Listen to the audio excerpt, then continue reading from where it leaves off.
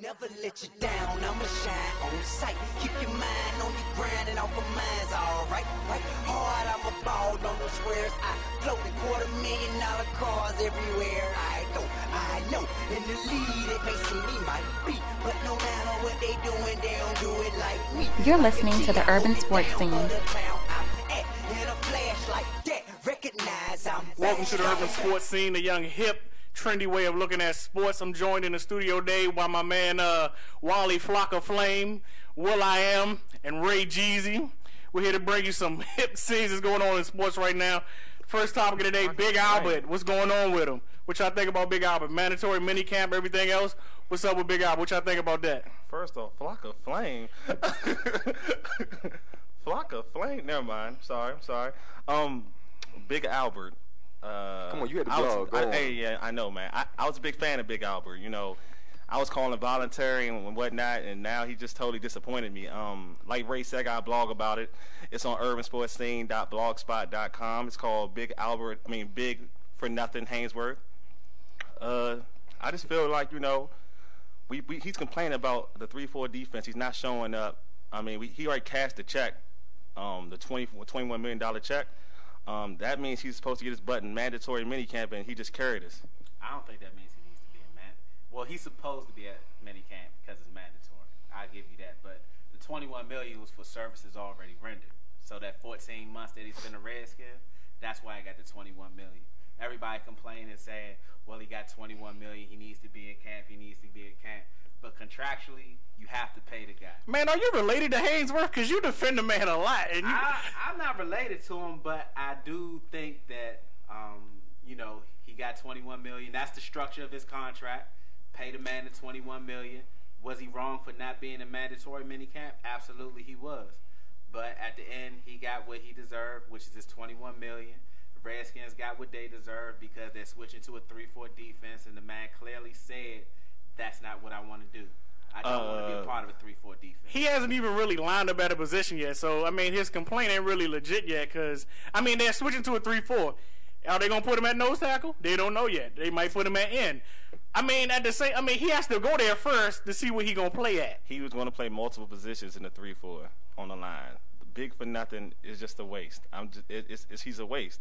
All these excuses he's putting out there is nothing. It's nonsense. I mean, we signed him for a big lucrative deal. I can understand if he was like Chris Johnson, who's underpaid and, you know, a good underpaid, high-touted running back, probably top 3 running backs. We're talking about a guy who's paid. Get your butt in camp. Let me stop you just once. You said you paid what, $30 million for him?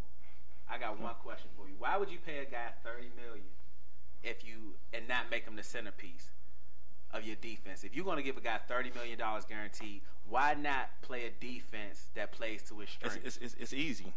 I'm trying to win a championship. We trying to win. This is a team. I'm trying to win. This is a new regime. We ain't doing 4-12. Well, the other thing is his position. His position's a D lineman. I mean, even though they're elite D linemen in the league, it's not really the star status position on a defense. I mean, what you think about that though, Ray? I mean, as far as his impact on this team that's going to happen. Hey, man, I know Skins fans, they won't like this, but Vinny Serrato said it best. He didn't sign up to play for any particular defense. He signed to play with the Washington Redskins. So no matter what they're doing, he needs to be there. That's his employer. You quoting Vinny? I have to. I liked it. I mean, did he blink when he said that? I don't know. I don't care. I didn't see him. We talking about one of the worst GMs in Washington football. He wasn't a GM. Well, he was the GM last year. Player personnel, whatever they call it. He was one of the worst vice president. Washington Redskins GM ever. Oh yeah, no doubt. He was running the fantasy football league. We know that. Yes, I'm not saying he was more dedicated on doing his radio thing than actually working the Washington Redskins. Oh yeah, he's a heck of a college football analyst, though. Notre Dame all the way with that dude. How can you be a good college football analyst but not recruit good, you know what I'm saying, not draft well? I mean, that's kind of weird. But to me, he said it best. Don't y'all think that's true, though? I mean, he signed up to play for the Redskins, not any type of defense. At work, if we have changes, we got to go with it, even if we don't like it, because we didn't sign on to work with one supervisor. They may resign the day we get hired. But the difference is if we take the job because we like the supervisor, the difference is we can always leave the job. There's an out for us. We can always leave. What you saying that then? What do you think the future of Albert Haynesworth is going to be with the Skins there? I think the best thing you should do For the Redskins, you just take the L, take the loss, $30 million. Can't do that. If you want to, if you want to start, if you truly want to start a new culture with the Redskins, you do not want this guy in your locker room. I disagree. I think that he needs to be taught a lesson. I feel like if he wants to hold out and hold out from a season after playing 1 year with the Redskins under hopefully a successful regime, then I'd make him sit out the whole year. And if he still doesn't want to come, I'll make him sit out another year. What lesson is he going to learn? He already has $30 million in the bank. So what lesson? To be honest with you, I heard he owed a bank in Tennessee $2 million. So what's up with Howard in his funds? I mean, you look at it. It's like, okay, he's already got $30 million, but I guarantee you sitting out 2 years, something's gonna happen to that money.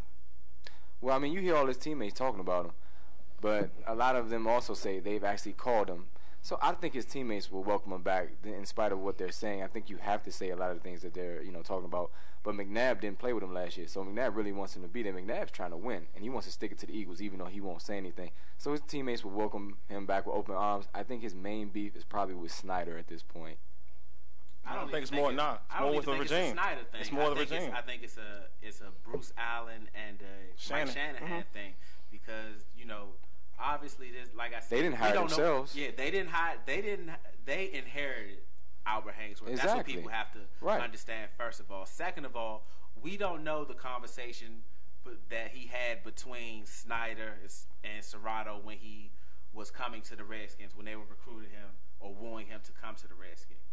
All we know is that Mike Shanahan said that you take this $21 million, then you're going to come up, you're going to be a Redskin. But he took the $21 million because that's what he was owed, and he tried to shop himself around, but he couldn't find a deal. So, all I'm saying is this much: you have Ray Lewis, who started off in a 4-3. They moved to a 3-4. He didn't complain. That's all I'm saying. No. He complained. No, he complained. I know he complained, but he didn't hold out. That's all I'm gonna say. He still played like a champ. That's true, and also he was in a 4-3 last year, and he complained about that when he won the centerpiece. Big Albert, what you gonna do? But on some other Redskin news, that new trade that they made. The Jamal Brown trade. I don't see it as being a big trade. I don't see it as being a bad trade, but I think it might have effect on this season because does Stephon Hire stay at his position? Do you move him at left tackle, right tackle? What exactly is going to happen with Jamal Brown? We're talking about Stephon Hire. Stephon Hire is probably going to be working on UPS somewhere. Man, we got to mention his name at least one time on this show. It's a big trade. It solidifies your tackle spots. For us, if Jamal Brown stays healthy. You have the rookie and Trent Williams, and you got Jamal Brown. Probably Trent Williams will probably man the left tackle position, and Jamal Brown probably man the right tackle position, and then you get to move Artis Hicks to a guard position because he's more comfortable playing guard than probably Mike Williams. So it gives Donovan McNabb stability back there to be protected.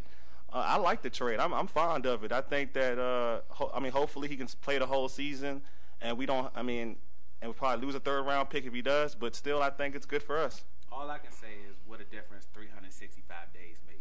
Because if you look at it, Jamal Brown, this is again the Redskins using draft picks for a veteran. Now, although he does fulfill a need for the Redskins, but to me, it's kind of the same thing that was going on in the past. You're trading draft picks for veteran guys, and not only a veteran guy, even though he's relatively young. But he didn't play last year, so there's no telling how he'll recuperate from this hip surgery that he's had. And you're giving up a third. I think the one thing the Redskins need to learn how to do is develop your own players. Because usually when you go after other players, especially players later in their career, you're only going to have them for a short amount of time. It's better when you get them fresh out of college so you can develop them, at least have them for the 5-6 years of a rookie deal. So you actually develop him and let him be here for 10 years. Williams, though. He's not Mike Williams. Yeah, exactly. The difference between this trade and other trades. Yes, we did give up a draft pick, but it's not. If it was a couple years ago, Jamal Brown, we probably would trade Jamal Brown for a second-round pick. With this trade, it's the fact that they get something in return that really makes it a solid trade. This year, we're giving up a draft pick that's not, the first and second. Usually a given.